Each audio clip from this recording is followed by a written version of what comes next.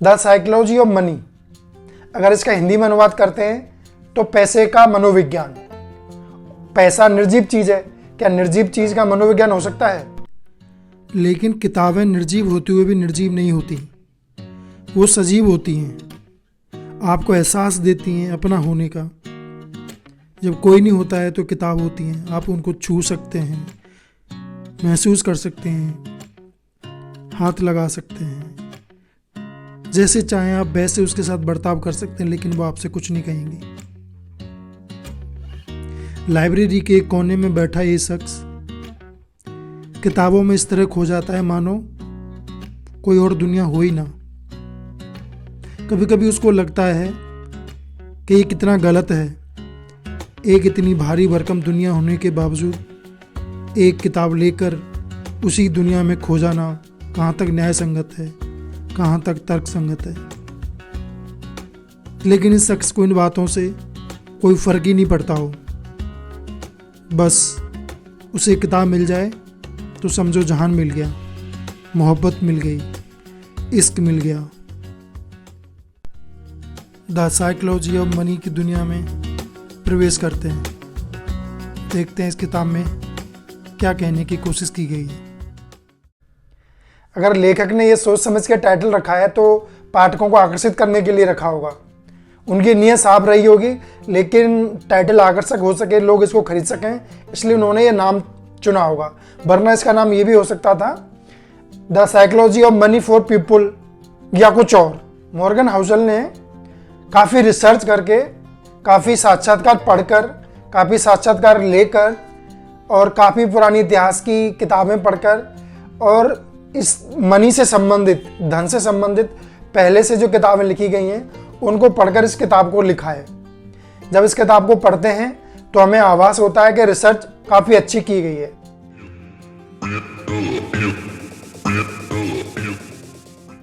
वो आगे बढ़कर कहते हैं कि आर्थिक निर्णय सामान्यतः घर की डिनर टेबल पे या किचन में या किसी गली के चौराहे पे बात करते हुए लिए जाते हैं, लेकिन वो कहते हैं कि असल जो आर्थिक निर्णय होते हैं वो स्प्रेडशीट पर लिए जाते हैं। तो मेरा विरोधाभास उनसे उत्पन्न हो गया कि गांव की जो महिला होती है, देहात की जो महिला होती है, उसके पास तो कोई एक्सेल शीट नहीं होती है, कोई स्प्रेडशीट नहीं होती है। क्या वो अच्छे निर्णय नहीं लेती हैं? कहा जाता है वो तो बहुत अच्छे आर्थिक निर्णय लेती हैं, जिससे पूरा परिवार चलता रहता है। खैर, यह असहमति व्यक्त करते हुए मैं किताब में आगे बढ़ता हूँ। इससे पहले मैंने इस किस्म की जो किताब पढ़ी है वो rich dad and poor dad पढ़ी है, वो भी मेरे पास अभी ये है। इसका रिव्यू मैं कभी करूँगा। अगर मुझे साइकोलॉजी ऑफ मनी और rich dad and poor dad में से किसी एक को चुनना पड़े कि बेहतरीन कौन सी है, तो मुझे रिच डैड और पुअर डैड चुननी पड़ेगी। इसका कतई मतलब ये नहीं है कि द साइकोलॉजी ऑफ मनी अच्छी बुक नहीं है, दोनों ही अच्छी बुक हैं। बिल्कुल वैसी जैसे कहा जाए कि विराट कोहली और सचिन तेंदुलकर में से कोई चुनिए, किसी एक को चुनना हो तो मैं सचिन को चुनूंगा। तो क्या विराट कोहली अच्छे नहीं हैं? विराट कोहली भी उतने अच्छे हैं, बस चुनने भर की बात है। The psychology of money, money के इर्द गिर्द जो भी चीज़ें हैं उनके बारे में बात करती है। स्टॉक एक्सचेंज की बात करती है, बिल गेट्स की बात करती है, वॉरेन बफेट की बात करती है, बड़े बड़े कंपनियों की बात करती है। जाहिर सी बात है, मनी पर किताब लिखी गई है तो उन्हीं चीज़ों के बारे में बात की जाएगी। वो इसमें महंगाई की परिभाषा को परिभाषित करते हैं कि इन्फ्लेशन की जो डेफिनेशन है वो पीढ़ी दर पीढ़ी बदलती रहती है। मान लीजिए ग्रेट रिसेशन ऑफ वर्ल्ड आया था, यानी कि जो 1913 में आया था, जिसको विश्व आर्थिक मंदी कहा जाता है। उसमें उस दौर में जो व्यक्ति रहे होंगे उनके लिए महंगाई की परिभाषा, और उसके बाद जो जन्म लिए होंगे, यानी कि मान लीजिए 1950 1960 के दशक में जिन लोगों ने जन्म लिया होगा, उनके लिए महंगाई और इन्फ्लेशन के मायने मतलब अलग होंगे, और वो उसी तरीके से अपने आगे चलकर जीवन में निवेश करेंगे धन का, उसी तरीके से आर्थिक निर्णय लेंगे। तो वॉरेन बफेट के बारे में कहते हैं वो कि जो व्यक्ति ऐसा रिसेशन देखता है उसके जो निर्णय, आर्थिक निर्णय होंगे वो बहुत ही कैलकुलेटेड होंगे, बहुत ही संजीदगी भरे होंगे। उन्होंने कई ऐसे उदाहरण लिए हैं जो वॉरेन बफेट से अच्छे निवेशक हैं, यानी कि स्टॉक मार्केट में जिनको कहीं डबल या ट्रिपल वापस मिला है वॉरेन बफेट के मुकाबले, लेकिन फिर भी वो उतने ज़्यादा वेल्दी नहीं है, उतने ज़्यादा उनके पास मनी नहीं जितनी कि वॉरेन बफेट के पास है, क्योंकि वॉरेन बफेट बहुत आहिस्ता कछुए की चाल से चलने वाले व्यक्ति हैं, कम से कम खतरा लेने वाले व्यक्ति और लंबी पारी खेलने वाले व्यक्ति हैं। लगभग 10-11 साल की उम्र में इन्होंने स्टॉक मार्केटिंग शुरू कर दी थी। बहरहाल मैं जैसे 1990 में जन्मा हूं, 1990 में उदारीकरण का दौर शुरू हुआ, शेयर मार्केट ऊपर उठ रहे थे, निजीकरण हो रहा था, लाइसेंस मिल रहे थे, व्यापार को गति मिल रही थी, मुद्राओं की कीमतें बढ़ रही थी। तो मेरे लिए जो है इन्फ्लेशन की परिभाषा अलग होगी, बजाय उसके जब 2009 या 10 में जिन व्यक्ति ने समझने बूझने की क्षमता विकसित की थी, क्योंकि आपको याद होगा 9 और 10 में भी रिसेशन आया था, यानी कि मंदी आई थी। फिर वो मॉर्गन जो है बात करते हैं पैसे कमाने को लेकर, कि पैसा कमाना एक चीज है और पैसे को बनाए रखना दूसरी चीज है, यानी कि सीट्स पर आना एक चीज है और सीट्स पर बने रहना दूसरी चीज है। कहते हैं कि लोग तीव्र गति से रिस्क लेकर सीट्स पर तो आ जाते हैं, पैसा तो जुटा लेते हैं, कंपनी खड़ी कर लेते हैं और पैसा बना लेते हैं, लेकिन उस पैसे को रोक नहीं पाते हैं। इसके भी उन्होंने कई सारे उदाहरण दिए हैं, जैसे कि वॉरेन बफेट के मित्र थे, उनका नाम मुझे भी याद नहीं आ पा रहा है, वो भी उतने ही बुद्धिमान थे, उतने ही स्टॉक मार्केट की जानकारी रखते थे, लेकिन वो उस तरीके से संजीदगी से चल नहीं पाए और उनको एक रिसेशन में जल्दबाजी में अपने सारे शेयर जो है वॉरेन बफेट को बेचने पड़ गए। वॉरेन बफेट ने अपने इंटरव्यू में खुद कहा कि वो भी इंटेलिजेंट था, लेकिन वो एक रिसेशन में हड़बड़ा गया और उसने अपने सारे शेयर बेच दिए और उसने अपनी इनकम का एक ही सोर्स रखा। तो ऐसे ही जो है मॉर्गन बात कर रहे हैं कि पैसे को बनाए रखने के लिए आपको रिस्क तो लगाना पड़ता है, रिस्क लेना पड़ता है, बट उसको बनाए रखने के लिए उसको आपको डर के चलना पड़ता है, आपको बहुत सोच समझ के चलना पड़ता है। मतलब आप तीव्र गति से पैसा बनाना चाहते हैं तो रिस्क लीजिए, लेकिन उसको रोकने के लिए आपको संयम, धैर्य और कई क्षेत्रों में निवेश करने की जरूरत पड़ती है। मान लीजिए कोई एक कंपनी है और वो कोई एक प्रकार का कार्य करती है और उसने बहुत सारा निवेश करके पैसा इकट्ठा कर लिया है, अब उसको सस्टेन करना है तो उसको बी प्लान, सी प्लान, डी प्लान, ई विभिन्न क्षेत्रों में एक्सपेंड करते हुए जाना पड़ेगा ताकि वो सीट्स पर बनी रहे। मान लीजिए अडानी ग्रुप तेल में है, गैस में है, रिटेल में है, एग्रीकल्चर में है, हवाई जहाज, एक्सपोर्ट इंपोर्ट में आ गया, किस में नहीं है? रिलायंस को ले लीजिए, टाटा को ले लीजिए, कभी किस चीज से शुरुआत की थी और आज हर चीज में वो शामिल है। इसी की चर्चा कर रहे हैं कि आप शुरुआत एक से कीजिए, पूंजी जुटाइए और एक्सपेंड करना शुरू कर दीजिए, तो आप सीट्स पर बने रहेंगे, तो आपके पास पूंजी बनी रहेगी। मान लीजिए आपके पास 5 तरह के कार्य हैं, आपका 1 फेल हो गया, आपके 2 फेल हो गए, आपके 3 फेल हो गए, आपके पास 2-3 विकल्प फिर भी मौजूद रहेंगे जिससे आप पैसे के मामले में शीर्षस्थ बने रहे और आप में स्थायित्व आ सके। फिर वो जिन लोगों ने पैसा कमाया है उनके बारे में कहते हैं कि उन लोगों ने टाइम पर कंट्रोल किया है, यानी कि they are very disciplined people. सुबह जल्दी जागने वाले लोग हैं। भारत में तो 9 बजे के आसपास स्टॉक मार्केट खुलता है, तो जो लोग स्टॉक मार्केट में पैसा लगाते हैं आपने देखा होगा वो सुबह जाग जाते हैं 8 बजे और 9 बजे मोबाइल या लैपटॉप लेके बैठ जाते हैं, देखते रहते हैं कितना ऊपर जा रहा है, कितने नीचे जा रहा है। डेली वो इस बात के जो है ऑब्सेशन हो जाता है उनको, वो रह नहीं सकते। मैंने भी कुछ पैसा लगाया है, मैं भी एक समय के लिए जब शुरू में लगाया था तो मैं 9 बजे देखने लगा रहता था, एक 2-2 घंटे, 1-2 घंटे फ़ोन से नजरें नहीं हटती थी। कौन 2 रुपये नीचे जा रहा है तो मेरी दिल की धड़कन तेज हो जाती थी, नीचे जा रहा है तो धड़कन तेज हो जाती थी। शुरू में इतना फर्क पड़ता है और अब मुझे कोई फर्क नहीं पड़ता है, थोड़ा बहुत जो है लगा हुआ है। अब मैंने देखा भी नहीं है, मैं सच बता रहा हूँ, मैंने शायद 20 दिन से देखा भी नहीं है कि कितना ऊपर गया कितना नीचे गया। मुझे पता है कि नीचे गया हुआ है काफ़ी, शायद 55,000 के आसपास शेयर मार्केट इस वक्त गया हुआ है, वटएवर।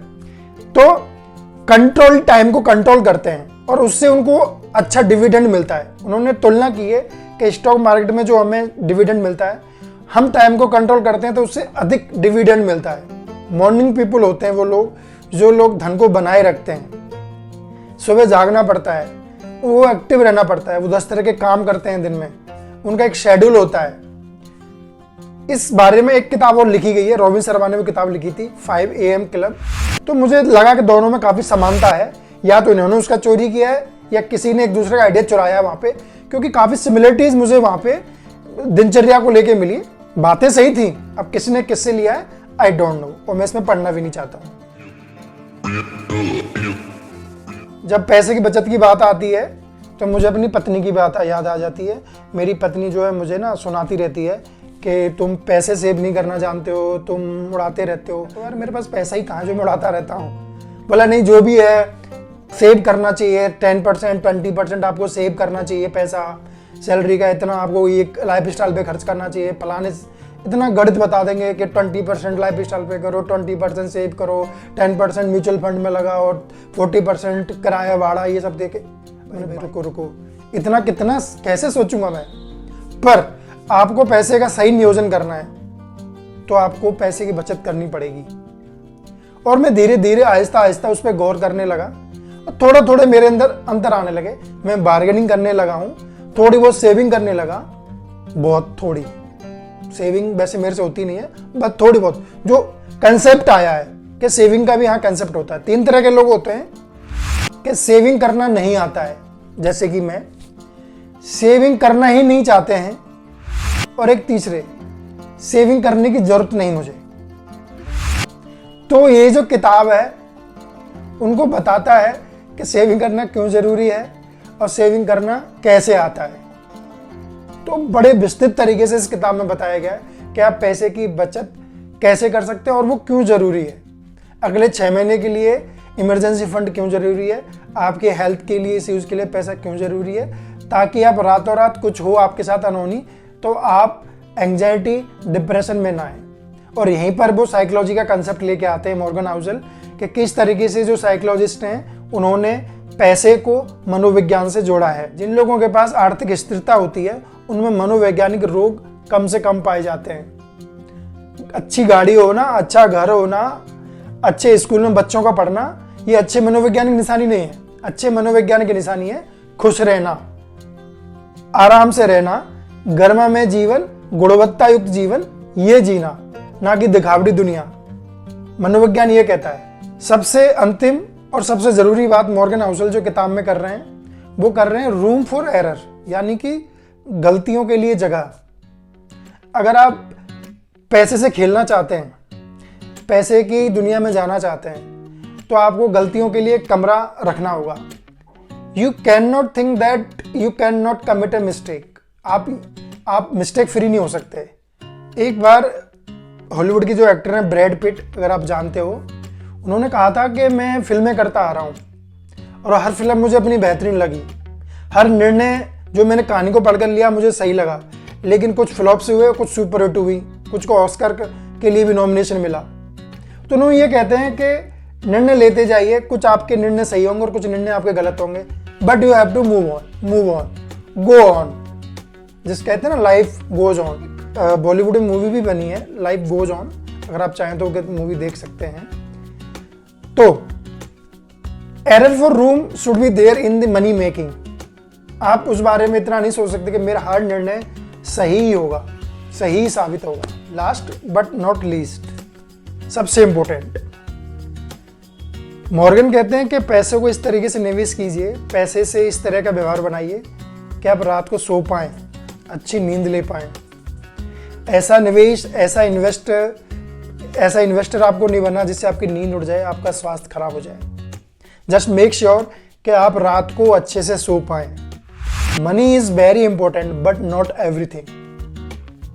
और ये भी कहा है कि आपके अंदर लेस ईगो मोर वेल्थ, यानी कि आपके अंदर जितना कम घमंड होगा आपके पास उतनी ही ज्यादा वेल्थ होगी।